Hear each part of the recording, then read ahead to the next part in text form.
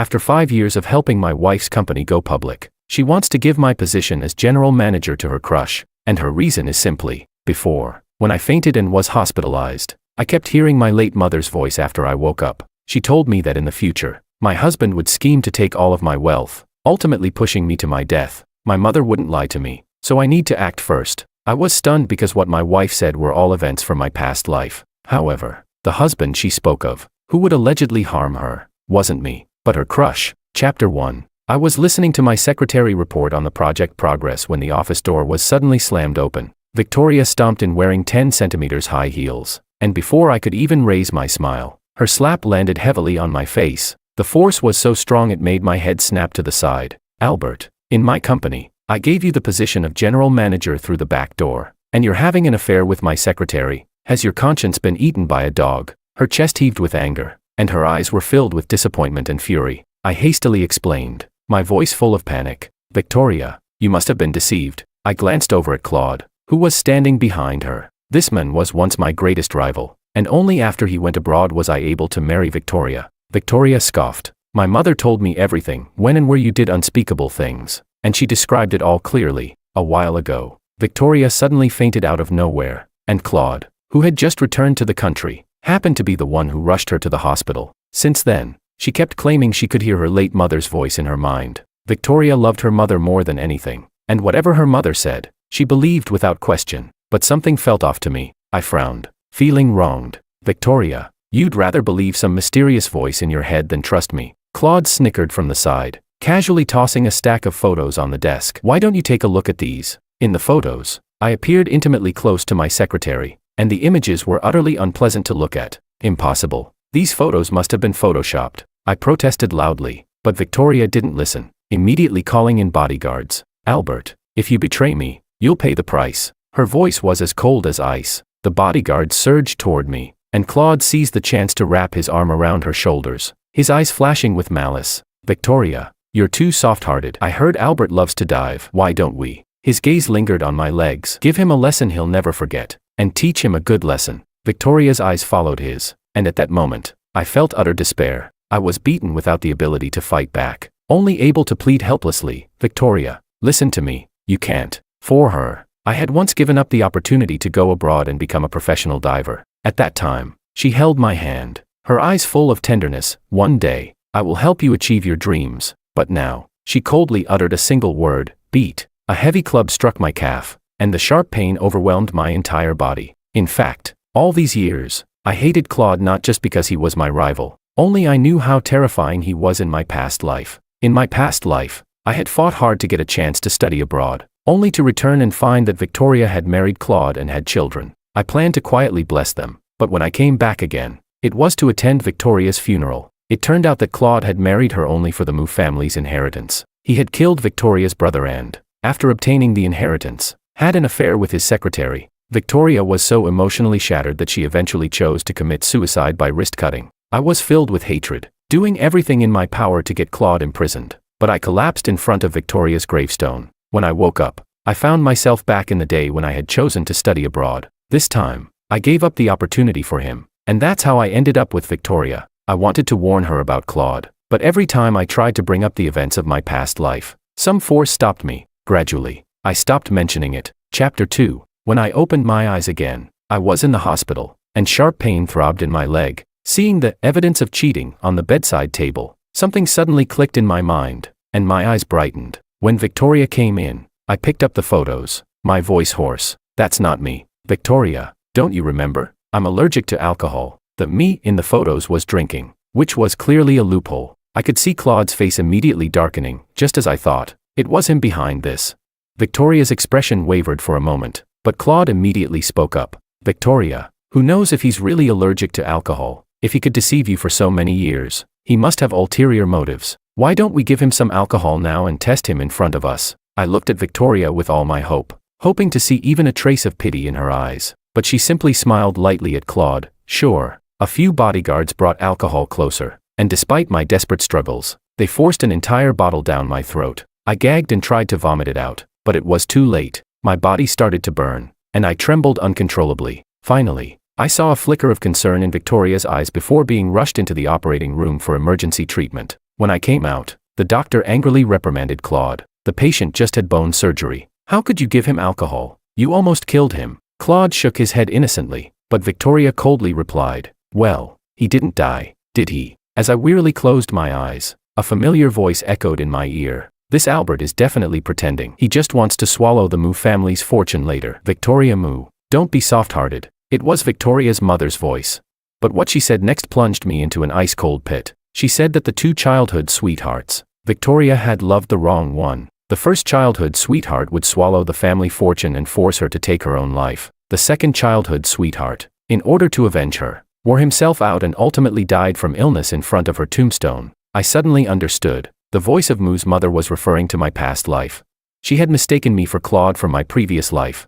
I tried to reach out to Victoria to explain, but no matter how hard I tried, I couldn't make a sound. After hearing her mother's words, Victoria forcefully shook off my hand and left with Claude. I stubbornly sat in a wheelchair and returned home, wanting to clarify things, but as soon as I opened the door, a picture frame flew toward me, and blood immediately poured from my forehead. I stared blankly at the shattered wedding photo on the floor. The once happy smiles in the photo were now torn apart. Victoria's face was cold, her eyes filled with disgust. "How dare you come back?" The voice of Moo's mother echoed again. "Well done. Victoria should be with Claude. This scumbag needs to leave and stop coveting the Moo family's wealth." Hearing this, Victoria directly threw my wedding ring into the trash can. "Albert, you've gone to great lengths for my family's money." "No, Victoria," I wanted to explain, but not a single word came out. At that moment, several shareholders arrived. They began listing all the ways I had used my position to embezzle and take bribes. Even Victoria's secretary was kneeling on the floor, crying, "President Moo, it was Albert. He threatened me that if I didn't cooperate, I would never make it in this industry. My sister is waiting for money to save her life. I'm truly at my wit's end." Sitting in the wheelchair, I gazed at Victoria, my eyes full of pleading, hoping that she would trust me just once. "Victoria, over the past 5 years, I've brought so much profit to the company. You know it in your heart. You also know my feelings for you. Give me a chance, and I will prove my innocence." But Moo's mother kept fanning the flames from the side, her tone sharp. "Victoria, don't be soft-hearted. This type of man is the best at pretending." After hearing her mother's words, Victoria's eyes turned cold. Under the gaze of all the shareholders, she spoke decisively. "From today, Albert, you are no longer the general manager of the company. I don't want to see you in the company again, and we are getting a divorce." Without hesitation, she signaled the bodyguards to act. The bodyguards moved forward, forcibly took my wheelchair, and threw me outside like I was garbage. It was pouring rain outside. I lay on the ground, desperately trying to crawl toward the wheelchair, but Claude had someone move the wheelchair farther away, teasing me like one might tease a dog. I glared at him with all my hatred, only to see Claude deliberately kiss Victoria on the cheek. At that moment, fury and despair overwhelmed me, and I spat out a mouthful of blood. The blood fell to the ground, quickly washed away by the rain, and I was completely drained of strength. Just then, an umbrella appeared above me. My personal butler had arrived. He looked at me with a sigh and said, "Young master, don't cling to this any longer. Come back with me." How could I possibly covet the Moo family's fortune?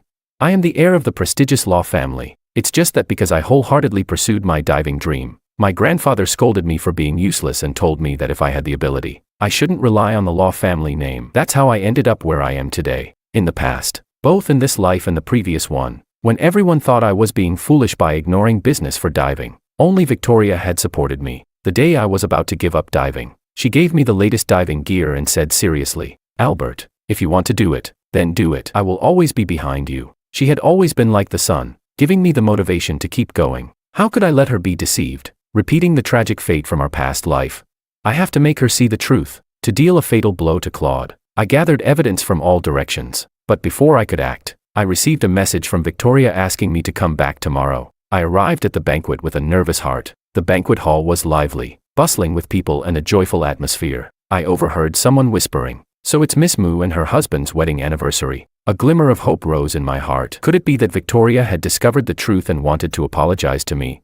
I cautiously pushed open the door, only to see Victoria and Claude standing on stage. At that moment, Victoria's voice echoed clearly through the microphone, reaching everyone's ears. "Albert cheated on my secretary, used his position to embezzle and corrupt. My Moo family can no longer tolerate such a person." She coldly looked at me through the crowd. "From today, I, Victoria, and Albert have nothing to do with each other." With that, she took Claude's hand. "This is my fiancé, Claude. He will be joining the Moo family and becoming the new general manager." Moo's mother's voice followed, choking with emotion as she wished Victoria a new life. In that moment, it felt as though the story I had desperately tried to change had ironically returned to its starting point, cruelly mocking my helplessness. It can't be, I shouted loudly, and everyone's gaze fell on me. I turned my wheelchair and struggled to move in front of Victoria. I have evidence that proves I am innocent. I didn't betray you, and I didn't abuse my power. Full of hope, I handed the documents to her, but Victoria just glanced at them indifferently. Claude, standing beside her, spoke sarcastically, Albert, at this point, are you still struggling in vain? I became agitated, pointing at Claude, it's all you're doing. Those photos are photoshopped, and you bribed the shareholders. Victoria, you have to believe me. Suddenly, cold red wine splashed onto my white shirt, silencing the words I hadn't finished speaking. Victoria slowly put down her wine glass, her gaze cold. Get out, and don't ever let me see you again. Amidst the mocking laughter from the crowd, I left in disgrace, my body uncontrollably drifting back to the Moo family's garden. Woof, my dog, Rocky, whom I had raised myself, seemed to sense my despair and ran over to nuzzle me. I forced a weak smile. Don't worry, Daddy will take you with me. Just then, I heard Victoria's voice, playful and coquettish. Careful, if you're too rough, others will notice my swollen lips. Even better, it will show everyone you belong to me. Claude's voice followed. I froze in place. Are you still jealous? I've already announced your identity to everyone. Victoria responded. Claude was displeased. But Albert, all right. Victoria interrupted, holding him. You know that even though I'm with him, the one I've always loved is you. If you hadn't gone abroad back then, how could I have used Albert as your substitute? Hearing those words, my mind went blank. So, even without Moo's mother's instigation, Victoria and I would have still ended up here. In her heart, there was always only space for Claude. All those details I had overlooked before now stung like needles in my heart. At our wedding, Victoria made me wear a suit style I wasn't comfortable with, and it turned out that was Claude's favorite. The traditional Chinese decoration we originally planned for our home was changed to French style because Claude had studied in France. Even in bed, the way she looked at me was as if she was looking through me at Claude. Victoria smiled shyly. When my brother comes back, we can all be together as a family. A family. I smiled bitterly to myself, my fingers trembling as I turned my wheelchair, wanting to leave this place of heartbreak. The wheelchair rolled over the dry leaves, making a rustling sound. Victoria and Claude noticed my presence. At the same time, I heard Moo's mother's sorrowful voice. Victoria doesn't know yet, but your brother will never return. That scumbag husband killed him in a car accident to take the family fortune. Victoria froze, turning to look at me. Brother, is he dead? This life. Her brother did indeed have a car accident, though it was an accident. His leg injury was so severe that he couldn't stand. In order to treat him, I had gone back to ask my grandfather for help. I knelt in the ancestral hall all night before my grandfather agreed to find a doctor who could treat her brother's leg injury. But before I could explain, Victoria rushed toward me with hate on her face. Albert, you said you found a doctor to treat my brother's leg, that he was being treated in a private hospital. Where is my brother? Victoria didn't care about my leg injury and forcefully pushed me to the ground. Rocky barked at her, but the bodyguards forcibly dragged him away. I gasped for breath. He's in the private hospital. Claude pressed down on Victoria's shoulder. Victoria, please, grieve in peace. The two voices intertwined, and Victoria only believed Claude's lies. Albert. Victoria clenched her fists tightly, her knuckles turning white. I can accept you betraying me, coveting the family fortune, but how could you go after my brother? Do you have no conscience? Victoria, you can't let him deceive you. I pushed myself up with my hands, speaking quickly. If I really had killed your brother, why would I have gone to such lengths to find a private hospital for him? That would have been pointless, wouldn't it? But I was still too naive, because Victoria didn't love me. She didn't believe me. No matter how much evidence I presented, it couldn't compete with Claude's casual words. Victoria lifted her foot and stomped on my wound. Hearing my suppressed grunt, she laughed through her tears. Your brother, such a proud person, was more devastated than you when he found out he couldn't walk. Why don't you try the feeling of losing your legs forever? With one kick, she knocked me to the ground, then turned to look at Claude. Claude, doesn't the new drug you developed still need test subjects? She glanced at my pathetic form, a cold smile curling on her lips. Albert would be perfect. I was utterly drained, unable to do anything but watch her turn and leave. Under the blinding lights in the operating room, the slender needle repeatedly pierced my knee. I could no longer feel my legs. That stray dog of yours, it's yours, right? Claude, wearing a mask, his eyes full of malice, said, too bad it ate the ham sausage laced with drugs. It probably won't last much longer. The word struck me like a heavy hammer to the heart. I lost it, lunging at him and pushing him to the ground, my fists landing again and again. In the next moment, several people rushed in and pulled me away. Victoria, with a pained look on her face, gently cradled Claude's injured face, then turned to the bodyguards and ordered, "Beat him to the brink of death, but don't let him die too easily." The dull thud of the iron rods hitting my body was the last thing I heard before I saw Rocky, covered in blood, struggling to crawl toward me. I was locked away in a dark, windowless room. I don't know how long passed before I heard Victoria's footsteps. She looked down at me from above, her eyes filled with mockery. "Albert, you brought this on yourself. I originally planned to peacefully part ways with you after Claude returned, to never disturb each other again. It's your greed that led to this." Her words made me feel as though all the effort I'd put in both lives was a joke. After saying this, Victoria turned to leave, but I called out to her, "Victoria, I hope you won't regret this." She sneered, "What do I have to regret?" I raised my arm to shield my eyes and smiled silently. "Then, I wished you would walk toward that inevitable end. This time, I wouldn't even attend your funeral." For some reason, after hearing Albert's words, a faint sense of unease lingered in Victoria's heart. However, when she heard her mother's affirmation and saw Claude waving at her from a distance, she tried to calm herself. Albert was clearly doing this on purpose. He had done so many bad things. How could she regret it? But, what if those things weren't actually done by him?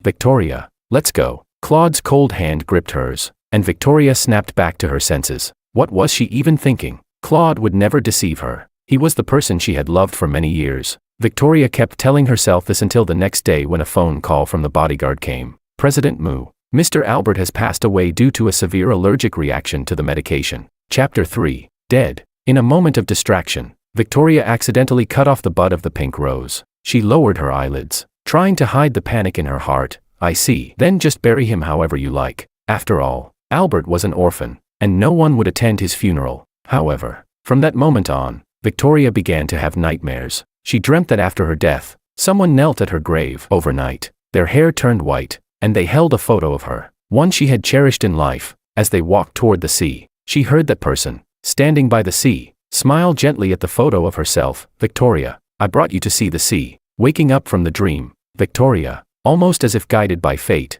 asked Claude, "Do you like the sea?" Claude answered without hesitation, "I don't know how to swim." "How could I like the sea?" This response left Victoria feeling even emptier. She placed her hand over her chest and found her heart racing faster than usual. At that moment, Claude kissed her forehead. "I have a business trip." "Another trip?" Victoria frowned. Since Claude married her and officially became the CEO of the group, he had been frequently traveling for work. "Yeah, after all, someone has to work to support the family." "But you wouldn't understand, would you?" Claude was indifferent, but his words made Victoria feel uneasy inside, because Albert would never speak like that. Not only would he say, "Because it's your company, I must do well, to prove to the shareholders that your choice was the right one," but he would also make time every day to chat with her, to keep her company and alleviate her boredom. What's going on? Why am I thinking about Albert again? Is it because his death anniversary is approaching?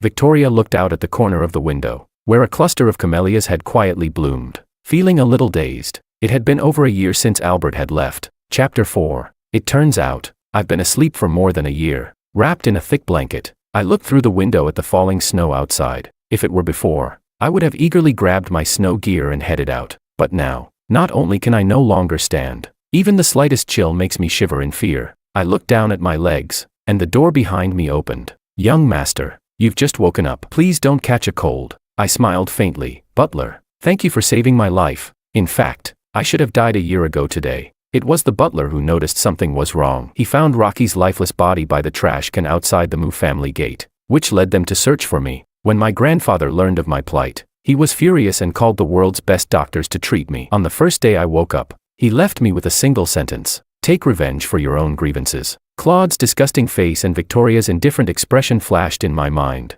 and my fists clenched tightly. The butler handed me a stack of documents. "Young Master Law, these are all evidence of Claude's affair." I looked at the documents, thinking, how could Victoria have such poor judgment?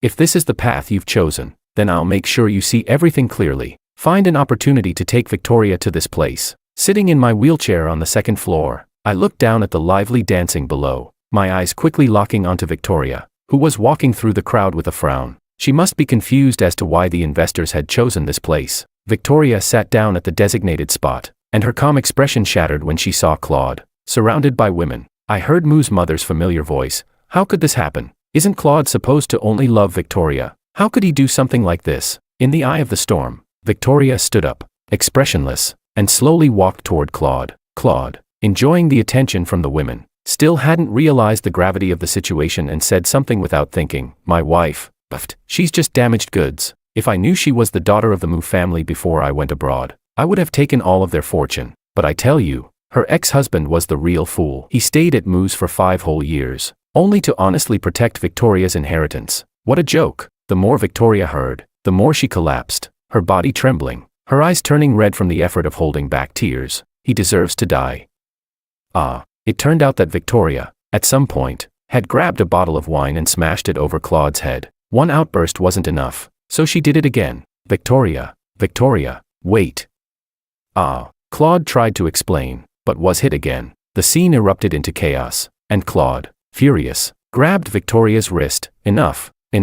Victoria laughed and cried at the same time, her once perfect makeup now smeared. Claude, look at what I've become, all because of you. She had forced the men who loved her to death, only to welcome the wolf into her home. Why should I care? Claude cursed, shoving Victoria away and then watching her broken, empty expression with a cold smirk. You're the one who killed Albert. After all, he tried so many times to show you the truth, but you chose to blindly trust me. No.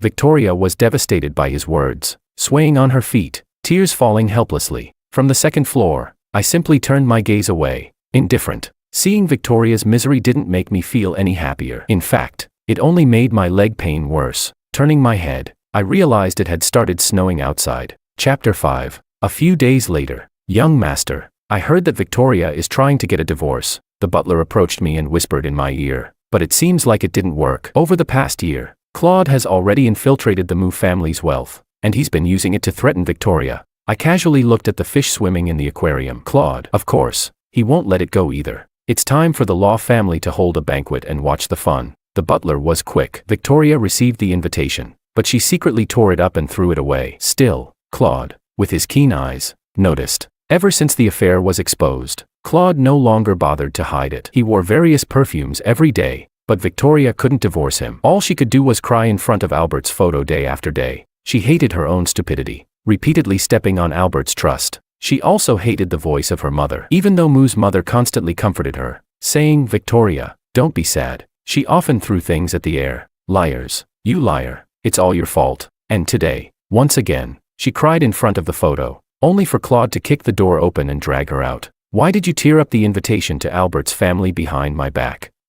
Claude's face was cold. Victoria, you're still being naughty. As he spoke, he noticed the photo Victoria was tightly clutching in her hand. He laughed mockingly. Albert, what? Still thinking about your ex-husband? Too bad, you didn't know that before he died, he was still calling out your name. Oh, by the way, at that time, you and I were in bed. Victoria was harshly provoked and covered her ears, retreating constantly. Shut up, I won't shut up. Claude grabbed her hand away. Do you remember the dog Albert loved the most? You threw it to me to use as an experiment, and I tortured it until it was on the brink of death. But it could have lived. You didn't care about its injuries just because it was Albert's dog, and you had someone throw it away. Its body was left in the trash heap, and by the time it was found, it was nothing but bones. Victoria collapsed, fainting from the shock. At the same time, crack, hearing the sound from the other side, I gripped the pen so tightly that it broke in my hand, cutting my skin. Rocky. When I woke up, I had asked the butler about it. After hesitating for a few seconds, he simply told me it passed away peacefully. But I never expected it to suffer until its last second. Victoria had been forced to attend Albert's family banquet. Despite her carefully applied makeup, the fatigue on her face couldn't be concealed. I hid in the shadows, guessing that she would likely meet that person soon. Sure enough, when Victoria turned a corner, she bumped into someone. Sorry, Victoria. She looked up in surprise. This was the person she thought she would never meet again. Victoria's voice trembled. Brother, you didn't die. What are you talking about? Her brother looked confused. After I had the car accident, wasn't my brother-in-law the one who took me to get treatment? I still need to thank him. You don't know how hard it was to get an appointment with the doctor he found. You also don't know how much effort he put in to find him. Victoria, you need to treat him well. Wait, why are you crying? Her brother watched Victoria, who was crying uncontrollably, feeling somewhat at a loss. She tightly pressed her hand against her chest, where the pain made it impossible for her to stand up straight. I just feel I'm such a fool. Meanwhile, Claude was still searching for Victoria everywhere. The lights gradually dimmed, and the host stepped onto the stage. Let's welcome President Albert. I sat in my wheelchair, being pushed onto the stage, looking down at Claude, who was staring up at me. dumbfounded. From the crowd, I silently said, "Long time no see." However, more excited than him was Victoria. She couldn't even hold the glass in her hand steady. She stared at me, her heart filled with fear, afraid that this scene before her was just an illusion, a dream. I said a few words briefly and then left the stage, as if I hadn't noticed the two people below, completely losing their composure. It was Victoria who quickly caught up with me. "Is it really you, Albert?" she asked cautiously. I turned around and asked mockingly, "What? Am I still alive? And you're disappointed?" Victoria's eyes were swollen from crying, and in her emotional turmoil, she couldn't even complete a sentence. "No, But I wasn't interested in listening to her continue crying. I was about to leave when she stopped me, full of regret. "Albert, can I ask you one last question?" The return of Victoria's brother meant that Claude's future in the Moo family was completely over. When he was thrown out of Moo family, I was standing on the roadside watching. The next moment, he was stuffed into a sack and thrown into a warehouse. "Albert, when Claude woke up, I was contemplating which tool would be more convenient to use. In the end, I chose a syringe filled with an unknown liquid. This is the latest development. I heard that once injected, it only takes an hour before you turn into a puddle of blood. I'm quite curious to see it for myself." "You're insane." Claude kept backing away, cowering in the corner, trembling. "Albert, I know you hate me, but it has nothing to do with me. Go take it out on Victoria. It's all her fault," I retorted. "But wasn't it you who caused Moo's mother's voice? How do you know?" Claude stopped mid-sentence and saw the smile on my face. "You tricked me." Once he said it, as if knowing his own fate, he became reckless. "Yes, it was me." His face twisted in rage. "In the last life, I was glorious. And yet, for that Victoria, you came after me like a mad dog for revenge. In this life, you won't let me go. You tricked me abroad before my memory returned. Did you think you were a good person? So, of course, I wasn't going to hold back. When Victoria came to pick me up at the airport, I injected her with a new type of hallucinogen. And in the following days, I kept adding the drug to her food. And Victoria is really stupid, believing everything without a second thought." Albert, even though you threw away your life for Victoria in the last life, what does it matter? In this life, she still doesn't know anything and is blindly trusting me." I quietly waited for him to finish speaking, then turned to ask the person behind me, "Did you hear that? This is the truth you wanted." Claude's expression twisted as he stared wide-eyed at Victoria, who was slowly stepping out. Without hesitation, she slapped him across the face.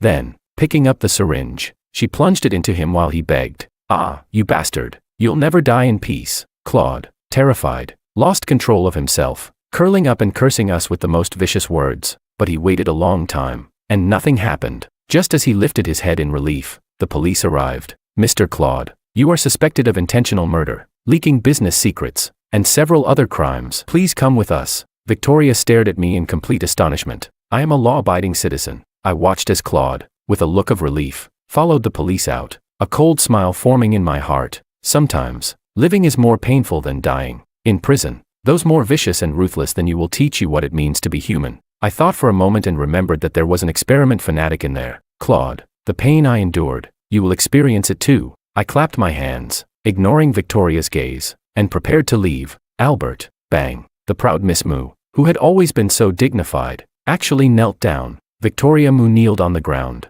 pleading for me to turn back. I stopped but still had my back to her. "Victoria, you're just as selfish as Claude. After Claude went abroad, you could have chosen to leave with him, or you could have chosen to start a new life." I scoffed, full of disdain. "But you chose to use me as a substitute. So now, your sadness, are you upset because you realize you've wronged me, or because you can't bear the fact that Claude betrayed you?" Victoria seemed to be choked, struggling to speak for a long time. "Forget it." But I smiled faintly, and under the look of her fading expression, I continued, "Because I don't care anymore." I turned my wheelchair and left, hearing her weak voice from behind. "Albert, I'm sorry.